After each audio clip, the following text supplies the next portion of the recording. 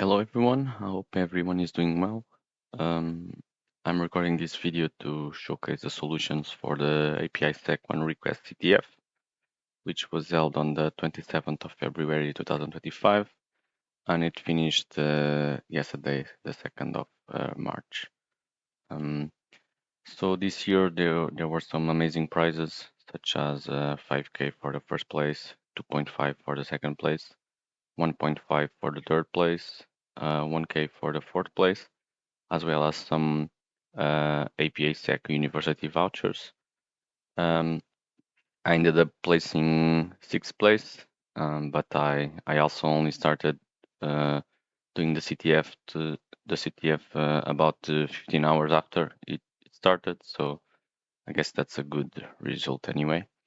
So yeah, just to show the challenges. I'm not gonna read everything. You can pause the video and read it yourself if you wish to do so. So it starts by saying we need to make an account on this URL over here. Clicking it takes us to this page. At the bottom of the page, we see this for developers section where we have some API documentation. We have some Postman collection that we can download to our machine. We have OpenAPI specification, and we have some interactive documentation as well as some sample requests. So in the interactive documentation, if you click it, it takes you to the Swagger UI. Here you have access to all the endpoints available. So we have authentication over here, some legacy endpoints, support requests, users, one request, activities, reviews, locations, and groups. So our first challenge is the shadow of Artisan's mark. The objective is to discover Celebrium board's user ID on the platform to infiltrate their communications. So usually what I do first is actually before everything, I downloaded the Postman collection, and then you can import it by coming here, file, import, and just selecting the file here or just pasting the URL here at the top. Already done that, so first thing I'll need to register an account. Let me do that real quick.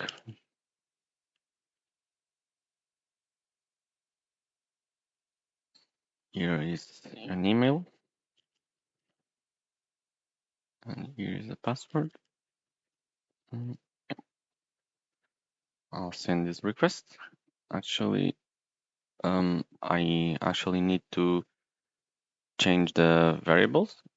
So because it's pointing to localhost 8000, and it needs to point to this URL over here. It's on the documentation. Okay, I'll save it, and now I should be able to. Okay, the registration was successful. I'll just copy the username and password to my notes, as well as this information might be handy in the future. Okay, so now with my account created, I need to go get a token. Actually, we can check if there's any endpoint that doesn't require authentication, but I guess with authentication there, you'll need it. So you can see that user is not logged in, and this will happen for every single endpoint. I tested it. You can also check it here in the documentation if it needs authentication or not. So now we can ask for our token.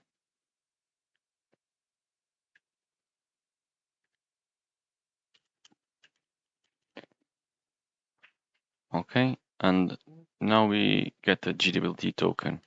So for all our requests to use this token, what we have to do is come here to the collection, to authorization, and just okay, the out tab is already selected, but it's OAuth 2.0.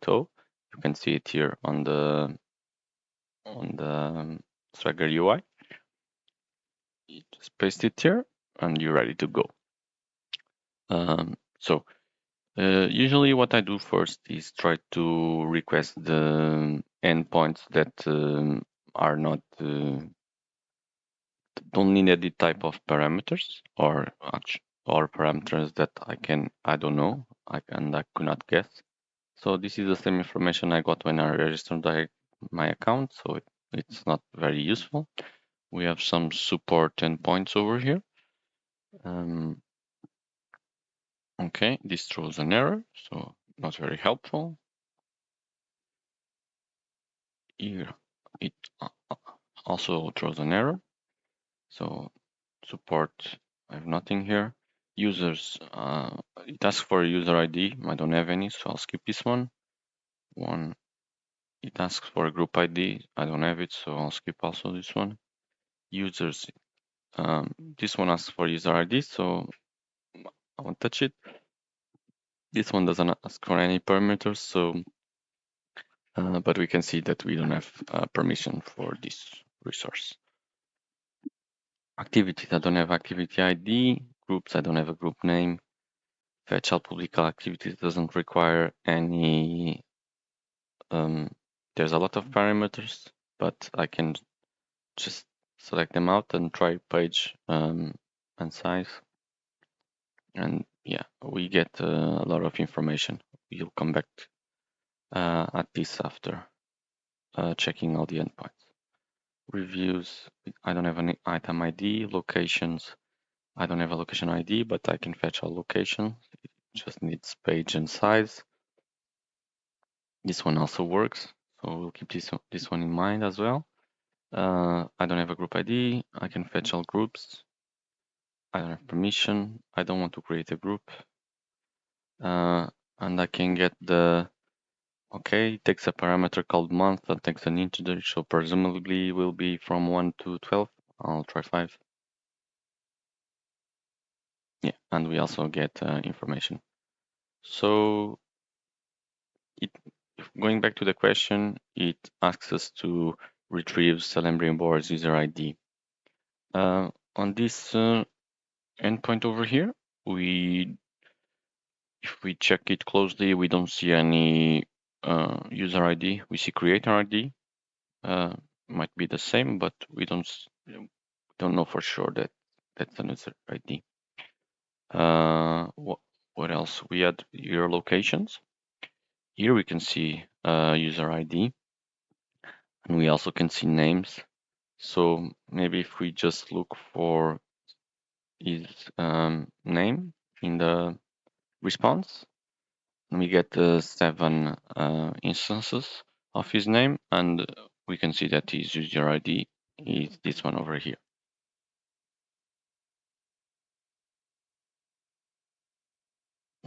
I don't know what happened over there. Let me refresh it. Okay, so next challenge is the Forge Master Circle, and the objective is to identify the specific group ID owned by Celebrium boards to map the network of allies involved in the exchange. So first thing is I'm gonna note is user ID because I'll need it in the future. Here I don't see anything related to group ID. I see activity ID, location ID, user ID, some ID, but not group ID. We'll check the calendar. We see group ID here, but everything seems to be null value for group ID. We can try other months, but it will be the same. I think it will be here in activities. We see some group ID are null, but if we scroll down to the bottom, we see we have 46 pages. If I increase this to the size to 100, we will get 23 pages. So it seems like the group ID is null for every single one of the group IDs. what we can do is we have an activity ID now, which we found through this endpoint over here. When we checked Cilimbrim boards, we have a location ID now. So he left a review on this house of healing. So he has been here on this location ID. What we can do is come to locations, location ID, activities, and fetch all activities at a given location. We can paste the location ID here. Okay. And we also get just a lot of pages, which is the same result as we did on fetching our locations. Okay. So maybe we just need to look through the pages and see if there's the same thing we did with the calendar, but here, if we actually start to go further, we can see that there are there is some entries that if we it says it was created by Cilimbrim, and we have the creator ID over here, so we can look for this creator ID, and we can see that he created this activity, so Council of Artifacts, which is a private gathering to examine recently discovered artifacts. And we can see that group ID is filled over here. So we can just grab this group ID and submit it here. Cool. So next challenge is Whispers in the Dark. It's worth 150 points. The objective is to uncover the hidden activity ID associated with a secret meeting about the Moonstone. So now instead of a user ID and a group ID, we need to find activity ID. So I'll just paste the group ID over here, and now we will need the activity ID. And I'll scroll this a little bit. Okay, so this one took me a little bit more than it was supposed to because the answer was already here. This endpoint is fetching all the location, all the activities at a given location. So this is returning with activities, and the activity itself has an ID. This and the Council of Arts activity, the ID for the activity will be this one over here. Okay. Next challenge is forging the Seeing Stone key, and it's worth 200 points. The objective is to create a token imbued with the Palantir role to gain administrative access to their systems. We can see in the placeholder that we should submit a GWT token. This one was probably the hardest challenge in the entire CTF. There was a lot of steps on this one, much more than the one request for to rule them all, which was worth 1,000 points. But yeah, I think a lot of people were stuck on this one. So for this one, I thought because we needed to put the Palantir rule in our token, I thought by manipulating the JWT or cracking the secret would be the way through. Happens that it's not that's not the way to go. It's more of a logical problem with the application. So if we grab this token and we put it in JWT.io, we can see that we have our information here, and we have this API version v2, and our role is user. So we need this role to be Palantir, but we cannot just grab this and paste it here because the signature would be wrong. It wouldn't verify the claims we had here. So what we needed to do in this case was to hit the legacy endpoints here at this Swagger UI. We have this legacy endpoints, and we've seen that we had some errors when we tried to use this. So user should use API version 2, requested API version legacy, allowed API version v2, role user, and it says user is not permitted to use the API version. Yeah, so my role doesn't seem to be allowing for me to use these endpoints over here. So what I ended up doing was I came here to check what were the user roles available to us. So it was one of them was admin, staff, deleted, and user.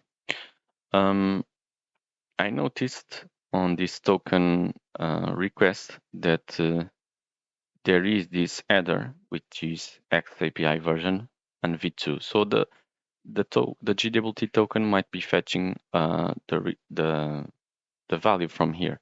So my first thought was changing this to v1. I need to change the things over there.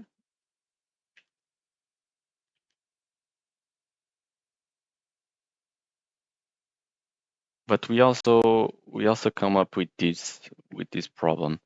Requested API version v1, allowed API version v2. So my role only allows for v2. Like I said, there was a deleted user role. And if you come here to the users, actually not this one, I believe this one.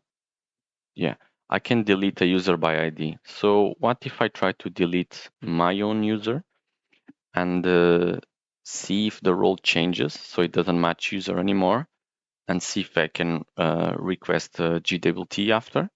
So my account ID will be this one. So I'll just try to delete it. Okay, it was successful. My role is now deleted instead of user. So there might be a problem now validating this. And changing the header to v1, I now get a GWT token. And I can come here to gwt.io and see that it was indeed changed to v1 and my role is deleted. So I can try now to fetch the support endpoints, but it keeps throwing the same errors, and it says the requested API version is legacy. So what about instead of putting v1, I put legacy, and I get a GWT token with legacy API version. Okay, I'll keep this one over here for myself.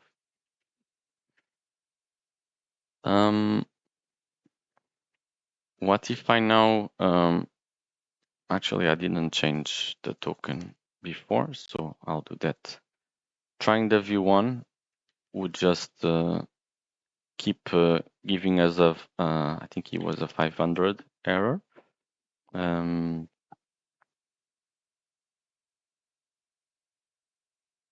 Yeah, internal server error. So every v1, every request with a v1 token will just throw this internal server error. So what we needed to do is get the legacy one.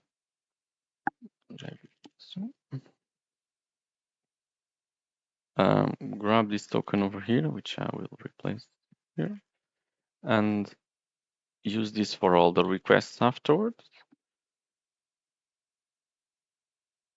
And now we can try to, yeah, so now our GWT is valid and we get access to the information. Going through this, the request response, we can see that there's something that caught my attention, which was this admin urgent org creator allocation request. So there's one with 6 messages. So I needed to find a way to read these messages. Happens that you can get a support request. So I thought this was easy, and come here and just insert an integer, and probably will get you the messages, but this error support request not found. I tried to brute force this from 1 to 100, and it kept showing the same message. So I tried the put method instead. I tried to write a message to one of the support tickets, and it gave me back the entire conversation. So I brute forced this from 1 to 9, I think, and 9 is the one that it is the admin urgent work rate relocation request. So we can see that they are talking here about doing some relocation for emergency relocation stuff, can generate short-lived tokens using Palantir glimpse. So this endpoint is not on the documentation, so we're gonna go to check it out. We need to put the base URL over here. Okay. And we probably need to put the token as well, the Palantir token, the legacy token, I mean. Okay, it says method is not allowed, so I'll try a post instead. And yeah, we get an access token for warning authorized access only. So I guess this is the token they are looking for. They are looking for the token with the Palantir role. And if we come to jwt.io and paste it, we can see that we do have the Palantir role. So this is the correct token.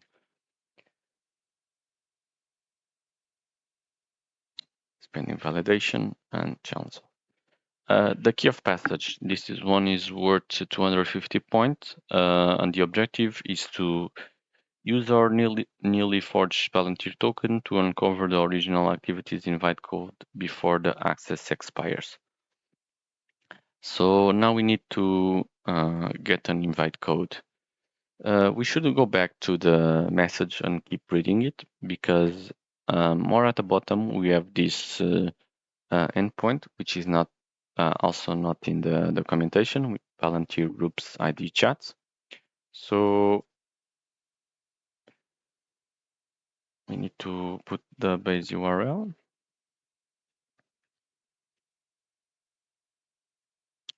Okay.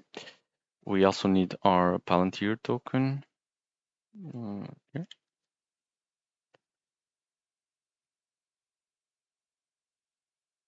And we need the ID. Presumably this will be group chat, so probably the group ID.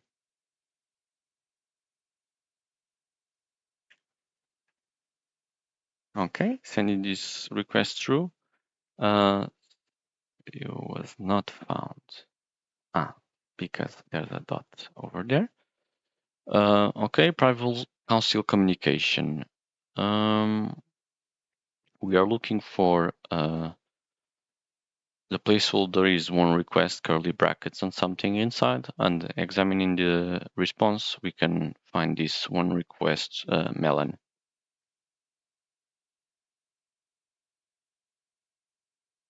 Yeah, submit this one. The trap staging ground. Locate the perfect ambush site that meets our strategic requirements. So there was no straightforward way to do this. I spoke with the CTF creators, and it was more like almost a brute force approach to this one.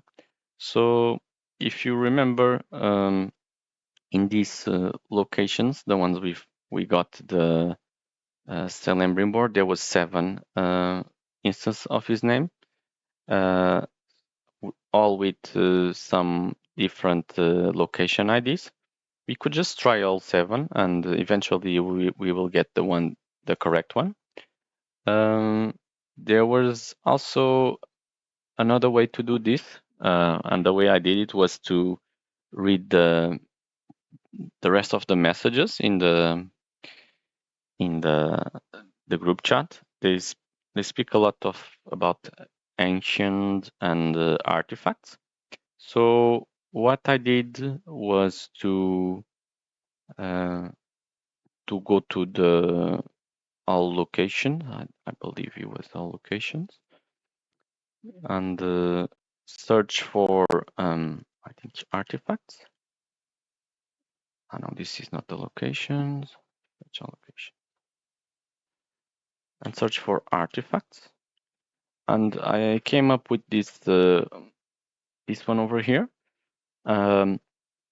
which is also as a review from Celebrimbors, and it speaks about historic significance of artifacts. Yeah, so I just submitted this one over here.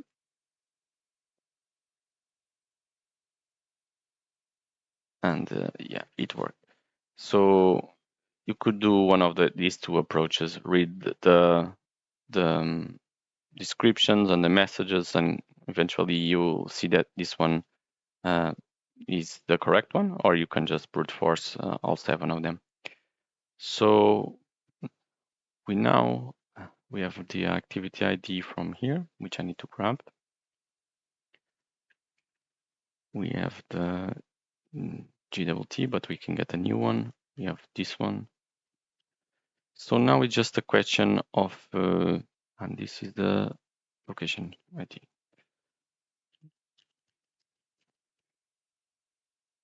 Now, for the last challenge in the CTF, you need to craft the ultimate request that will redirect the meeting and set our trap for the Moonstone exchange. So we can see here in the Postman collection, we have this one request, and also here in the Swagger UI,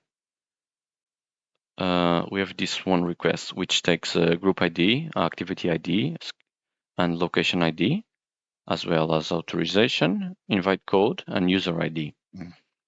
Okay. So I think we have everything to craft this request. Okay, let's see. Okay.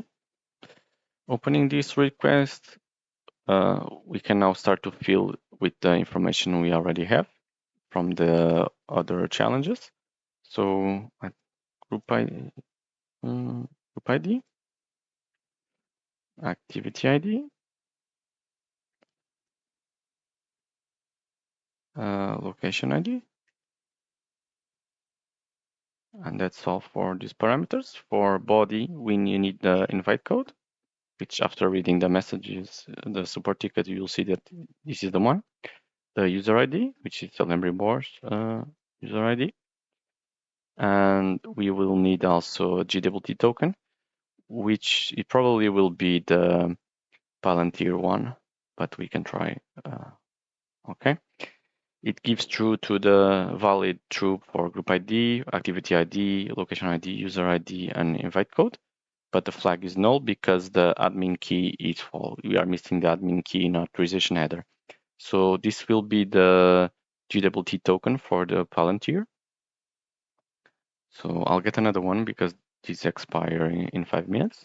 I'll grab this one. Yeah. And I'll add it here to our 2.0 token and send this request. And we get the flag. One request was Gilead passages protectors. And yeah, this was the CTF.